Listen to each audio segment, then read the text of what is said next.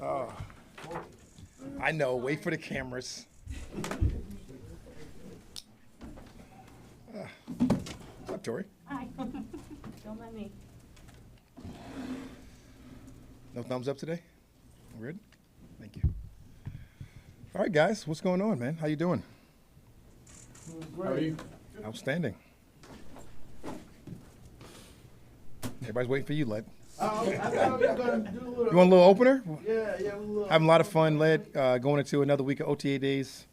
Really similar to last week. I think you guys are coming out again today, I believe.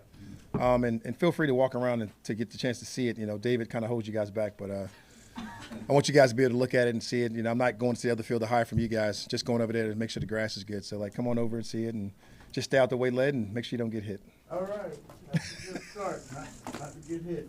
Hey, Coach, how has A.J. Terrell's offseason been for you as, one of your mainstays at cornerback? He's been doing a really good job. AJ's so locked in. I know you know him as a guy and a human and a person and all those type of things, but like the player and the thoughtfulness that he puts behind everything that he does it's really been just to a different level since I've even been back. You know, like when we drafted him, he was really that way. He came in with a real good mindset, came in with a really good demeanor on who the player was. His toughness was well documented. Yeah, I remember we gave him his only knock on him was the game that he got beat in pretty bad when Chase and Justin Jefferson worked him over in that championship game, and we know those guys have become. But like his ability to go up there and with the effort and the energy that it takes to go play that position has really been exciting to watch and exciting to see. Well, you've had several stops now as a coach, both the head and the assistant. Is it fair to even grade where you are in the offseason as far as the pace that you want to be to get ready for the regular season? Not yet. You know. You can, you know, but I don't know if it would be fair, but who cares in fairness in this game, right? So it's just about getting ready to go out there and throw a heck of a training camp. And I think we're in position to do that. We're putting ourselves in position to do that. We got a few more weeks. You know, obviously next week we're taking that week off, getting them guys away, getting them a chance to get away, and then obviously getting them back for the final two to get about 4 more practices in that, some family things, some things with us, and to get us ready to go into a training camp and what it's going to look like. We're about not even at the point where you want to say you're ready for a training camp practice, but we're preparing to get ready for that. And I think these guys are in the mode of doing that right now. You're remaking an entire culture, an entire image here in Atlanta.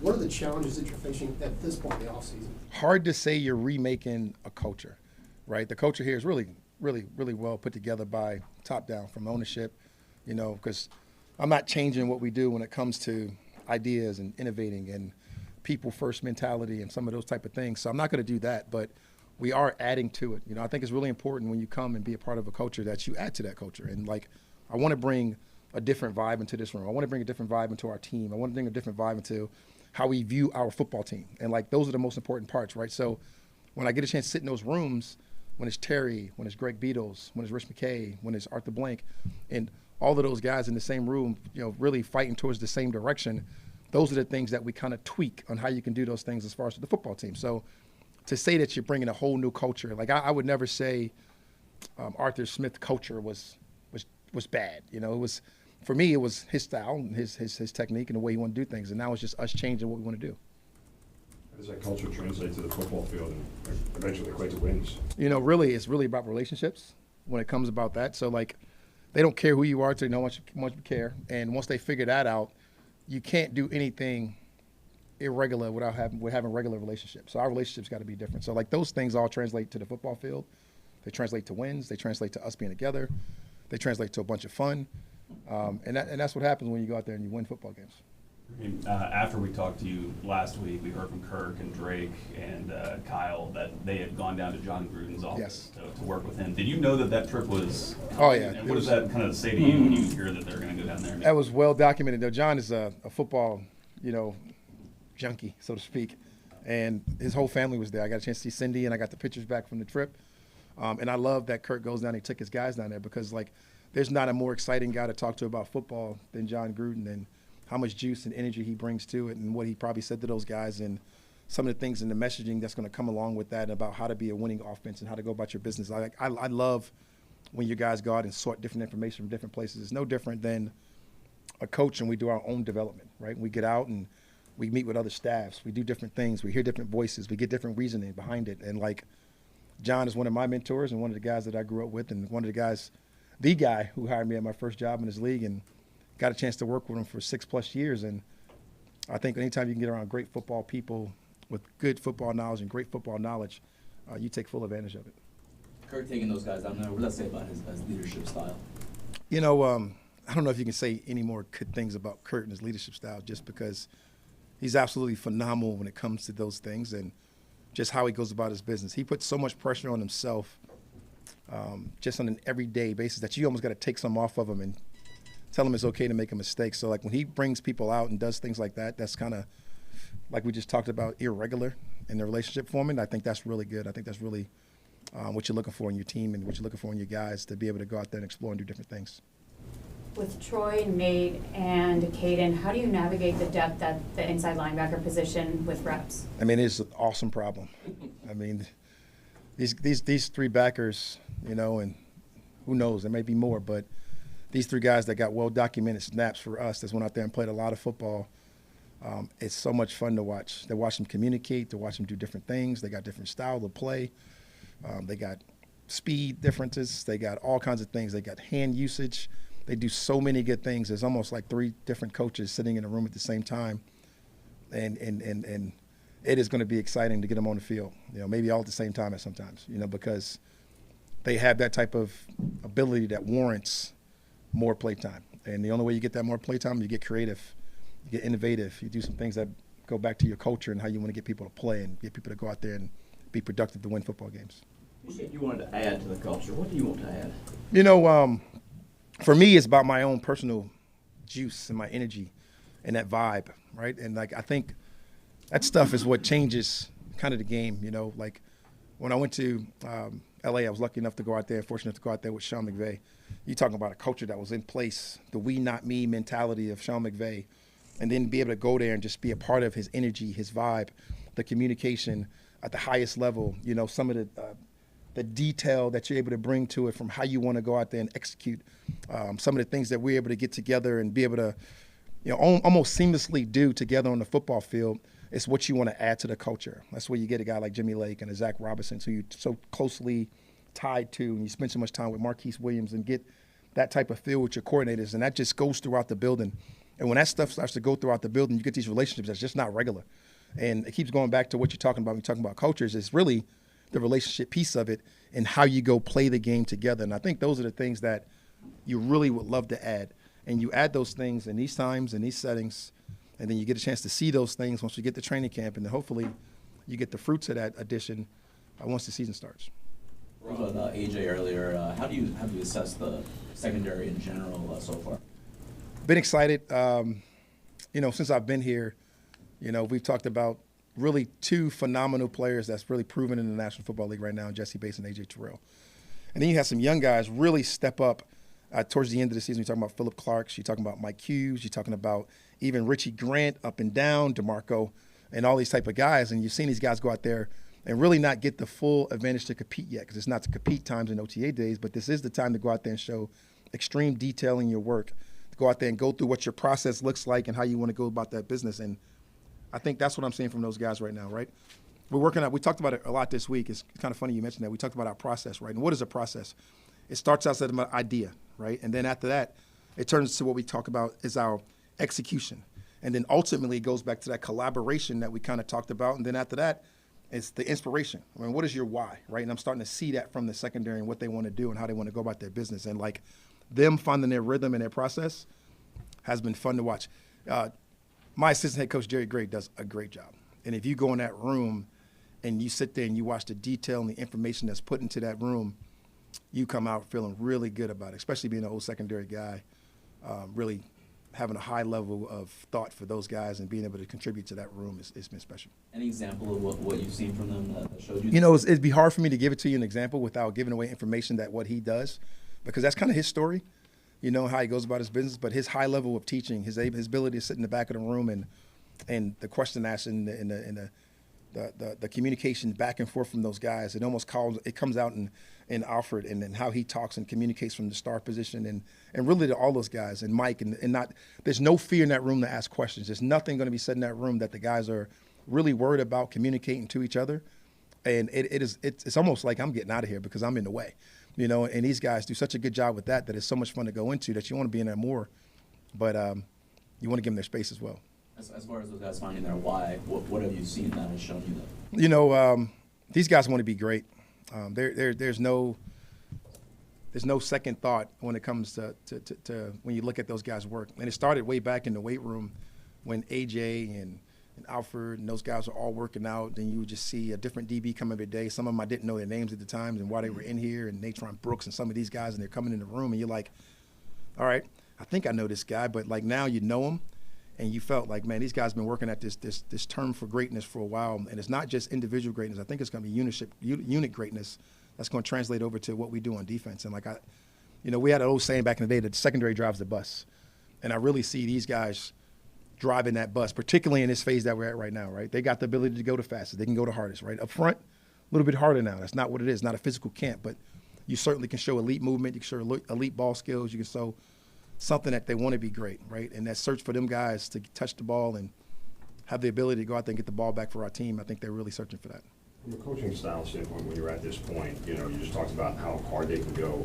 I know every coach is intentful and purposeful in what they want to do here, but is there a level of intensity you want to see from these guys at this point, or is we still in building block phase where it's more about understanding things than it is necessarily about physical effort? Yeah, I think the fit is not the effort part, because you can give effort, right? There's a spot to give effort that we have in practice, individual, right?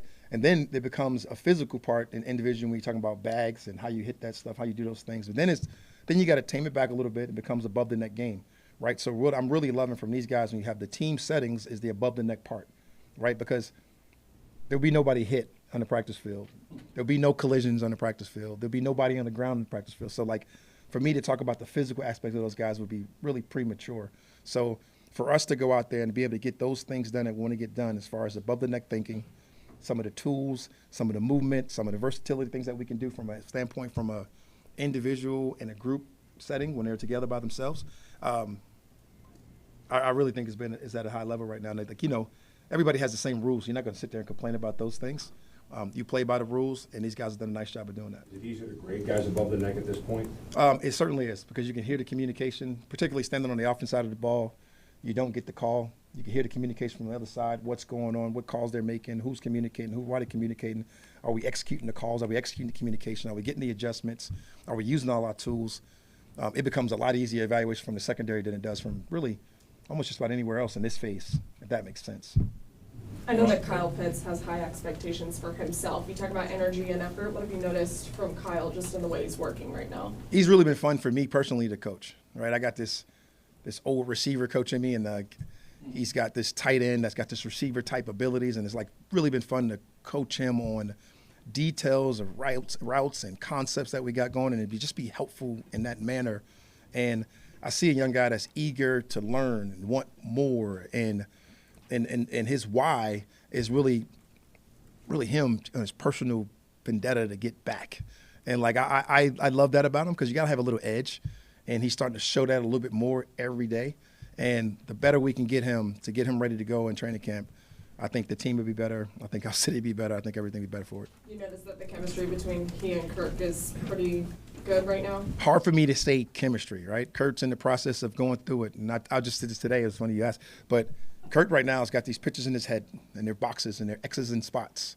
And he's thrown to those spots, right? So say the chemistry's forming, that you can form a little bit in individual one-on-ones, and you can throw in routes on there, which you guys will be able to see today, and some of those things. But I think the chemistry won't be really felt until training camp, right? They're starting to build on it, and I'm sure if you ask them a little bit later, they're going to tell you we're building chemistry. But, realistically from the outside looking in, kind of what you were talking about, it's like that stuff is really built in training camp, right? It's forged in training camp. You're starting to process right now, like we talked about, the idea of building chemistry, and then the collaborations happen with the verbal communication from Kurt when we get into the meeting rooms. I expect it to look like this and things of that nature. But the execution really has to start now, but really has to be finished in training camp. And whatever the case may be with that. You mentioned last week that Bajan's working through an ankle injury. What Yes. kind of timeline do you have for him, and what are the expectations for him during this time? I'm hoping, really, really positive about it as well, too. Like the veteran minicamp, we'll get a chance to see some movement, some things of that nature. But he's progressing well. He's been out there. He's in great spirits. He's definitely learning the game above the neck. He's the first person to want to talk about it. So, that's coming. But, he is you can't help but, smile when you see Bajan. That's just who he is. It's what he is. And, I got a lot of confidence that he'll be ready to go for our veteran minicamp. That'll get him a nice little break in between there. And we get to training camp. I'd love to see him rolling. And a lot of emphasis has been on the offensive side and skill guys. But when you turn on the tape and you watch a guy like Drew, what is his importance to this offense, and what have you seen that you like on film for Dalton? Oh, man. Just the whole O-line up front in general, just that cult of an O-line that we have with Led over there all walking around with no shirts on, grounding. It's a different feel, but Drew is definitely one of those leaders, right? I have no idea how we found two guys exactly alike in Chris Lindstrom and Drew when it comes to demeanor and it comes to personality and it comes to that grit and that grind that you need and that toughness up front to play exactly next to each other. But he is a perfectionist, right? And he wants to be graded, and he wants to be graded hard. He wants to be graded on every snap that he has to Kurt, whether we're in the gun, whether we're up under. He's looking for more of that chemistry that we're talking about we're talking about like a Pitts, but he's getting more of that with Kurt because that's more real football for him with the snaps, with the placement, where it wants to be, listen to the cadence, some of the rhythm and the routine that you get into. And I can feel that together, even though it was in a jog through slower tempo settings, hand usage, things of that nature. That's been fun to watch with just that whole group in general. But when you bring up Drew, I've been really impressed because that was one of the few I didn't know. I want to go back to just go back to, you mentioned inside linebackers a bit ago. Troy in particular, what have you seen out of him? And is he one of those guys, I know he can't give away the secrets right now, that makes I can get creative with this guy, lights start blinking? He does, nobody has any real secrets anyway, right? But, Troy is extremely fast. He's quick. He's got great short space quickness, and I see the real intent to work on his what we call shoot awareness, right? That's keeping the ball in the chute, tackling on the right side of the shoulder, using the right shoulder. And right now we can't tackle, but you just love the approach. And you love all the things that he's going through his mind and the intent for the ball, his communication level.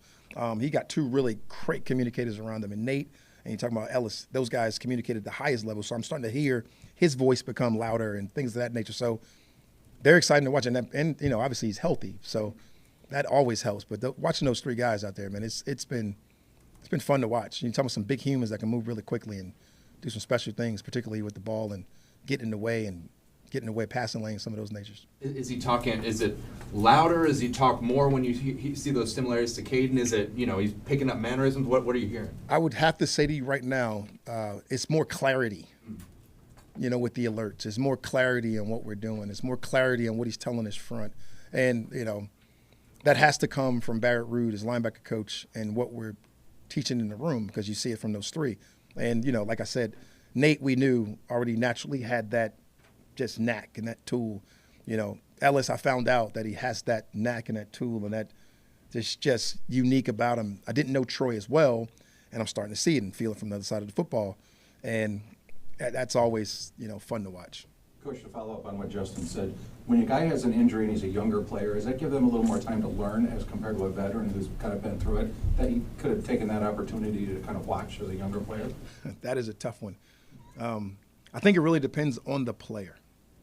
I think if you get hurt and you're out and you don't take advantage of that time, I don't think you'll see some of the things that we've seen from Troy. Clearly he was out, different system, didn't matter. It was more about how to prepare. It's kind of like we talked about his process. He doesn't feel like a younger player to me, if that makes sense. He feels like a veteran. He feels like a guy that knows exactly and how he wants to get his job done, and he knows his process. He's actually teaching his process to other people, and that's fun to watch. So, I think it's just dependent on the player, and I have to give Troy a lot of credit for that. You've touched on this with a couple of individual players, but at this point in the offseason, what are you looking for in a player in terms of his development, his approach to the game, what he's bringing from the offseason to right now? It's really execution is all you can look for now, right? You know, a lot of times you want to look for physicality and things of that nature in football, but that's not where we're at, right? We're really about execution, really about knowing what to do, the communication of it all, the attention to detail, you know, how you work, forming what that process should look like, you know, how we go about our business from taking it from the classroom to the walkthroughs to the individual periods to perfecting the technique to now moving on to a little bit faster tempo where we got to stay up and do some of these different things, be able to use some hand usage. I think it's just the whole collective of how to be a pro. You know, like everybody says that's like a key saying, like he didn't know how to be a pro yet. Well, I think that's what you're learning right now in this process. So that's what you're looking for from just everybody. And like, you know, really you focus on your rookies, but when you focus on your rookies, you get a chance to pick on them while you're teaching everybody else what it looks like.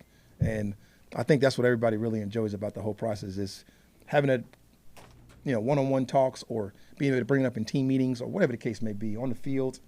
I think that's been the best part for all of us. Yeah, Coach, any other injury updates and then a decision on the gun parties? D-Led always catch me off guard. We have a few things, D-Led. I mean, I'll fill you in after practice if anything comes up and you got any questions to get mad at me about. I'm not trying to lie to you. I promise you. But like, you know, we'll be out there. We got a bunch of guys going. Some of our receivers, we're holding back and being cautious with just because tightness and soreness, things of that nature, like always happens this time of year.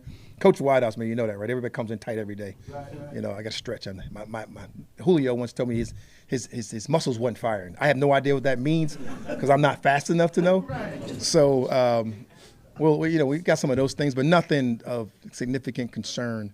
If you don't see somebody out there, D-Led, you can come yell at me later, and I'll tell you what's going on. Hey, Rod, the second time around as a head coach, have you found a different way to watch practice as opposed to what you did the first time as far as trying to see everybody and see everything?